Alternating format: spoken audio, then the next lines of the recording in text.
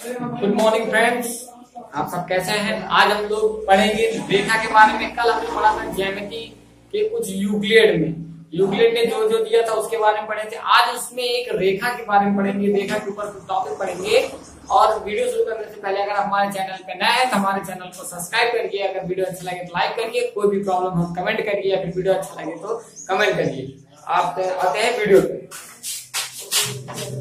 अभी दिया गया लाइन हमें पता है किसे कहते हैं, रेखा कहते हैं। जिसकी चौड़ाई ना हो सिर्फ लंबाई उसे क्या कहते हैं, रेखा कहते हैं। एक बिंदु से कई रेखाएं खींची जा सकती हैं। पहला पॉइंट है, एक बिंदु से कई रेखाएं खींची जा सकती हैं। क्या ये बात सत्य है कि एक बिंदु से कई रेखाएं खींची जा सकती है? जैसे एक बिंदु दिया गया है, इस बिंदु से कितनी रेखाएं खींची जा सकती है? हम लोग जानते हैं किसी एक बिंदु से बहुत सारी रेखाएं खींची जा सकती हैं। एक बिंदु से कितनी रेखाएं खींची जा सकती हैं? अनंत रेखाएं खींची जा सकती हैं। एक बिंदु से कई रेखाएं खींची जा सकती है। तो इसमें कह सकते हैं ये पॉइंट क्या हमारा है, सत्य है। जैसे याद रखना है कि एक बिंदु से कई सारी रेखाएं खींची जा सकती हैं। दूसरा पॉइंट है, एक रेखा पर कई बिंदु हो सकते हैं। अभी देखिए जैसे ये एक रेखा है, इस रेखा पे कितने बिंदु हो सकते हैं? आप देखिए एक बिंदु, दो बिंदु, ये बीच में भी 3, 4, 5 जितना चाहे उतना बिंदु हम लोग ले सकते हैं। इससे हम लोग ये भी कह सकते हैं कि एक रेखा पे कई सारी बिंदु हो सकती हैं। एक रेखा पे कई बिंदु हो सकते हैं। एक रेखा पे कितने बिंदु हो सकते हैं? बहुत सारे बिंदु हो सकते हैं। और एक रेखा से कई रेखाएं, एक बिंदु से कई रेखाएं खींची जा सकती है और एक रेखा पे कई बिंदु भी हो सकते हैं।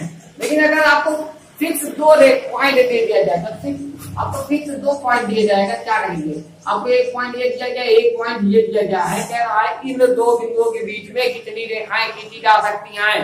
अगर आपसे कहेगा कि इन दो बिंदुओं के बीच में क्या पूछ रहा है, बीच में, तो बीच में सिर्फ एक रेखाएं खींची जा सकती हैं। किन्हीं दो बिंदुओं के बीच में कितनी रेखाएं खींची जा सकती हैं?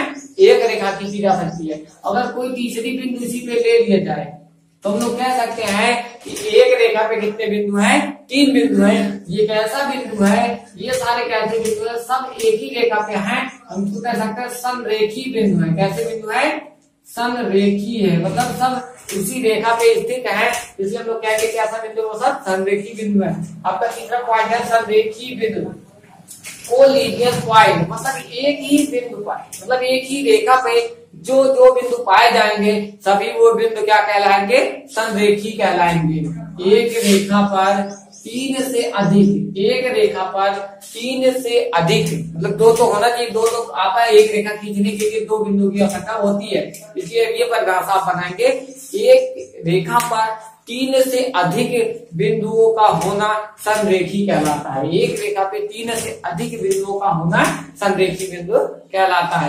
अभी कोई रेखा दिया गया है, अगर ये आपकी रेखा दी गई है, इस पे कितने बिंदु हैं? ये सारे, जैसे ये ए है और ये बी है, एक्स वाई जेड, तो आप कह सकते हैं यहाँ पे एक्स वाई जेड कैसे बिंदु हैं? ये तीनों एक कोलिनियर पॉइंट है या फिर समरेखीय। एक्स वाई जेड तीनों कैसे बिंदु आप कह सकते हैं? ये तीनों बिंदु समरेखी हैं, मतलब एक ही रेखा पे स्थित है। कोलिनियर पॉइंट है, मतलब एक ही रेखा पर स्थित होने पर अगर कई बिंदु एक ही रेखा पे स्थित है तो हम लोग समरेखी बिंदु कहेंगे। ठीक है।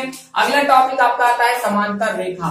समांतर रेखा के बारे में पढ़े हैं, पैरेलल लाइन कहते हैं। ऐसी जो रेखाएं हों जिनके बीच में कोई भी उभयनिष्ठ बिंदु ना हो, ऐसी 2 रेखाएं जिसके बीच में कोई भी उभयनिष्ठ बिंदु ना हो। अगर वो कहीं पे कट ना करे, एक दूसरे को किसी भी रेखा पे कट ना करे, उसे कैसी रेखा कहेंगे? समांतर रेखा है। जैसे एक रेखा ये जा रही है और दूसरी उसी के बगल जस्ट जा रही है। जैसे ट्रेन की लाइन्स, जो पटरी देखे ना रेलवे लाइन्स की, वो दोनों कभी भी एक दूसरे को कट नहीं करेंगी। वो आपका एक अच्छा उदाहरण रहता है कि वो दोनों क्या करते हैं, कहीं पे भी एक दूसरे को कट नहीं करेंगे। ठीक है। ऐसी 2 रेखाएं जिनके बीच में कोई भी उभयनिष्ठ बिंदु ना हो, वह रेखा कैसी कहलाएगी? समांतर रेखा कहलाएगी। ठीक है। जैसे ये यल है और ये यम है, यहाँ हम कह सकते हैं यल जो है समांतर है यम के। आप ऐसे यल पैरेलल यम के दिखाएंगे। ठीक है। अब देखिए, आगे आपका प्रतिच्छेदक रेखा। प्रतिच्छेदक रेखा इंटरसेक्टिंग लाइन। प्रतिच्छेदक माने आप जहां एक दूसरे को एक बिंदु पे कट कर दे, एक दूसरे को कहाँ कट करे, कम से कम एक बिंदु पे कट करे। अगर एक रेखा ऐसे जा रही है और एक रेखा ऐसे जा रही है तो दोनों ये एक पॉइंट पे कट कर रही है। मान लो O पॉइंट है, ये रेखा L है, ये रेखा M है। यहाँ हम लोग कह सकते हैं यह जो है LM रेखा जो है O बिंदु पे कट कर रही है। ऐसी दो रेखाएं जिनके बीच में एक कॉमन बिंदु हो या फिर एक उभयनिष्ठ बिंदु हो, उसे हम लोग क्या कहेंगे, इंटरसेक्टिंग लाइन है, उसे हम लोग क्या कहते हैं, प्रतिच्छेदक रेखा। ठीक है। आपका छठा ऑप्शन है कि संपाती रेखा। संपाती माने कोलिनियर पॉइंट या था कोलिनियर लाइन। कोलिनियर लाइन मतलब संपाती मतलब उसी पे स्थित हो। ऐसी एक रेखा ये है, यल है, और उसी के ऊपर एक छोटी सी रेखा यम पे स्थित है। हम लोग कह सकते हैं कि यल जो है कोलिनियर है, किसपे, यम पे। यल किसपे क्या है, यल हमारा रेखा जो है यम पे कोलिनियर है या फिर यम कोलिनियर है यल पे। तो आप देखेंगे तीनों का आपका इजी है कि देखिए पहला है पैरेलल लाइन जिसे कहते हैं जिसमें कोई कॉमन पॉइंट ना हो। ऐसी रेखाएं जिसके बीच में कोई कॉमन पॉइंट ना हो तो इसमें कह सकते हैं कॉमन पॉइंट जो होना चाहिए, कॉमन पॉइंट। अगर कॉमन पॉइंट की संख्या 0 है तो वो कैसी, दो रेखाओं के बीच में अगर कॉमन पॉइंट की संख्या 0 है तो वो पैरेलल लाइन होंगे। अगर कॉमन पॉइंट की संख्या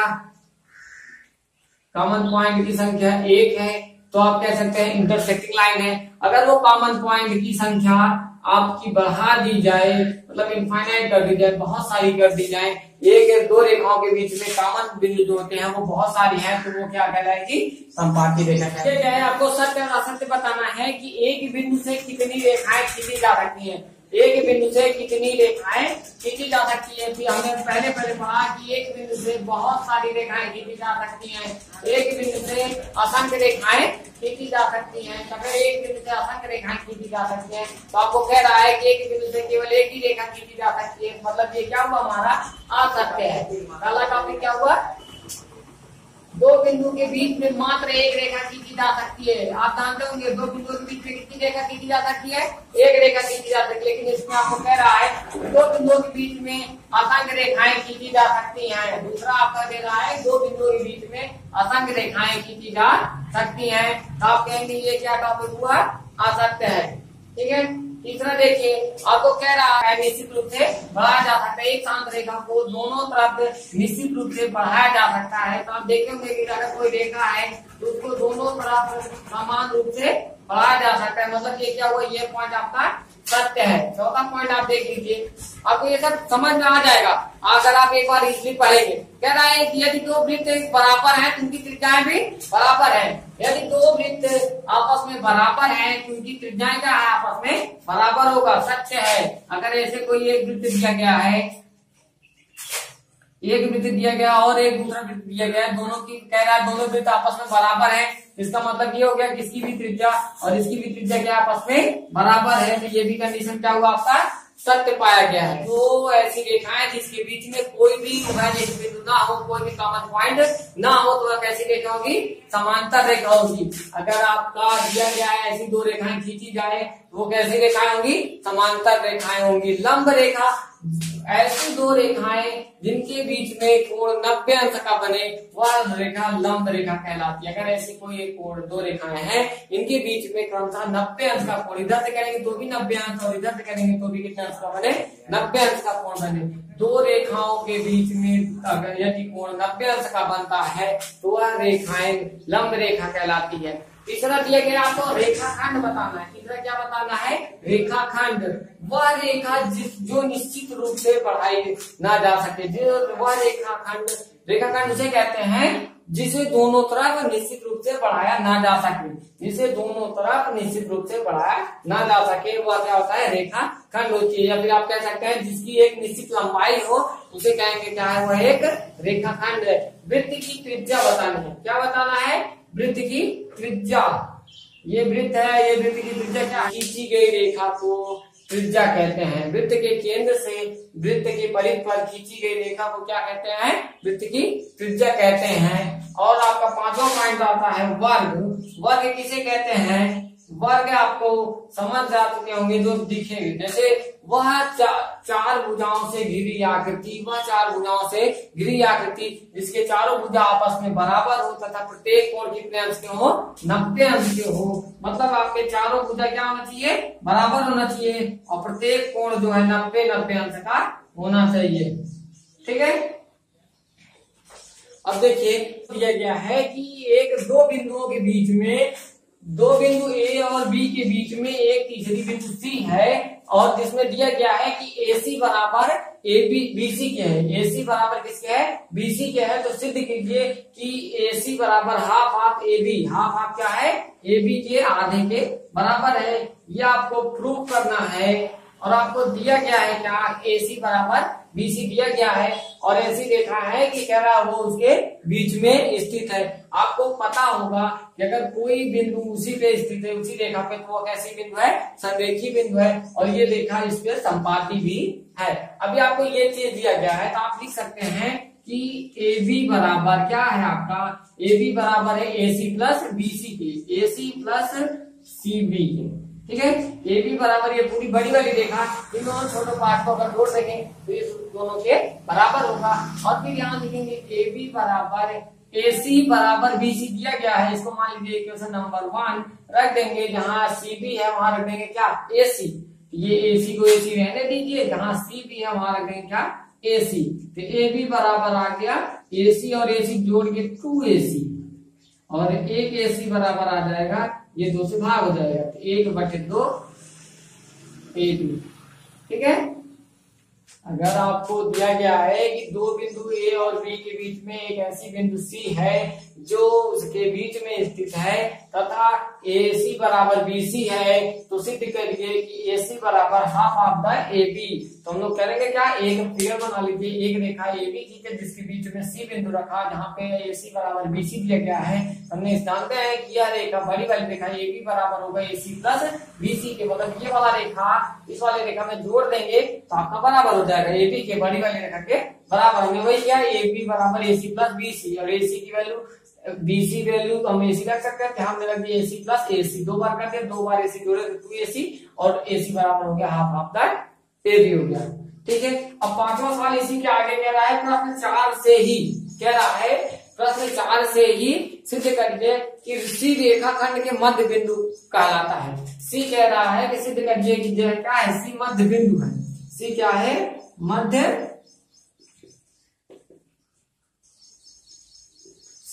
बिंदु है। तो उसके लिए क्या करना पड़ेगा, यहाँ से आपका प्रूफ क्या है कि AC equal to half of the AB। तो आप कह सकते हैं कि AB का क्या है, मध्य बिंदु C है। किसी भी रेखा को अगर वो 2 बराबर भागों में बांट दे, अगर कोई भी बिंदु किसी रेखा को 2 बराबर भागों में बांट दे, उसे क्या कहते हैं हम लोग, वो कह सकते हैं वह बिंदु क्या है, मध्य बिंदु है। वो उस रेखा का क्या है, मध्य बिंदु है। यहाँ से देख रहे हैं AC बराबर क्या हो गया, हाफ ऑफ द AB के आधे के बराबर है। और आपने यहाँ पहले भी प्रूफ किया दीजिए कि AC बराबर जब BC है तो वह कह सकते हैं और ये बराबर है AC बराबर और ये हाफ ऑफ द AB के बराबर है।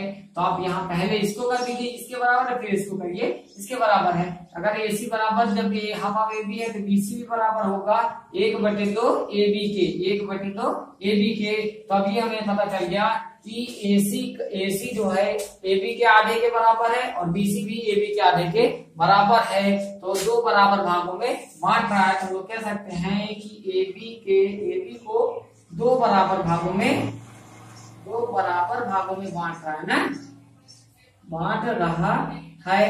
तो C क्या होगा, C मध्य बिंदु होगा। अगर वो 2 बराबर भागों में बांट रहा है तो इसका मतलब क्या होगा, वह C बिंदु के।